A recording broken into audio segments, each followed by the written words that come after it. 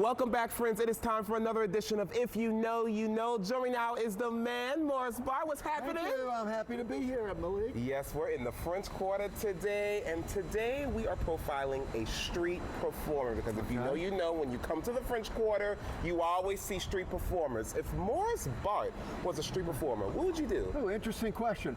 I would want to be a fortune teller. Okay. But I would be a fortune teller that only gives good news. Yes. Everybody would find love. Everybody would get lots of money.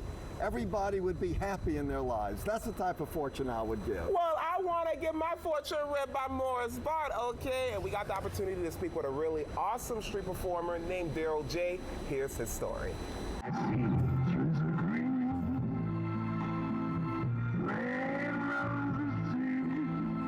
I'm Daryl Jenkins, and I'm a street performer in the French Quarters. This all started for me back in 1982, I think. This is for when I started singing with a group called Seduction. And this back in, we all were neighbors. I had a bunch of gigs, like a year and a half worth of gigs. And of course, when the pandemic started, you know, I lost everything at one time. And on top of that, I had a heart attack doing that. I had a heart attack in the middle of the pandemic. It was kind of a mild one. I had to wind up having a quadruple bypass. Went through everything and everything went well. Started healing. Came at home, started feeling better and better. And what got me through everything was music. Things started opening up where we can come outside. So the first thing I started singing, I was in Jackson Square, just singing, me and my buddy Tracy. We started singing some a cappella doo-wop stuff, singing. Then all of a sudden we wound up at Cafe du Monde. So I went over to Cafe du Monde and I started singing there and never turned back. If you want to make a world a better place, take a look at yourself and make a change. It's nothing like street performing. I mean, it's the thing that make my day and is the reaction I get from people. You know, people love what I do. You know, they're so intrigued of my voice, and because I do a lot of different voices. You know, I've been blessed from God. The colors of the rainbow, so pretty in the sky. Louis Armstrong, Wonderful World, definitely number one. Louis Armstrong, a lot of Frank Sinatra. A lot of the Drifters, the Dells, Michael Jackson stuff. Michael Jackson, because wasn't for Michael Jackson, I probably wouldn't be a singer, you know, because as a kid I used to mimic him.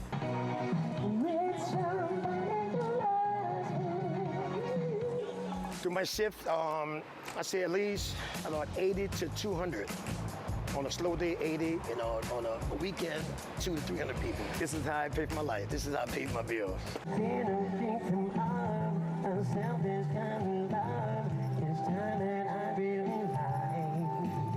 I met the drummer from Chicago. I met Thelma from Good Times. Recently, as of yesterday, when I was singing, this couple came up to me and asked me, he said, my wife's birthday party is coming up on the 28th. He said, we would love to fly you to South Carolina. The week before that, someone from New York asked me, can I come out to New York?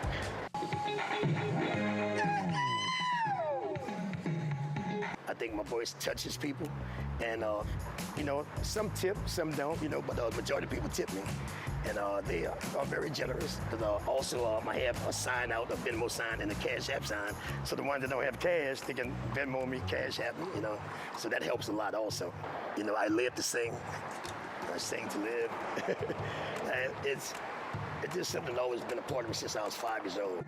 And that brings myself. I'm gonna be known from making people smile, making people happy, and the love I have for music. What a wonderful world it is. Well, I see skies of blue, clouds of white,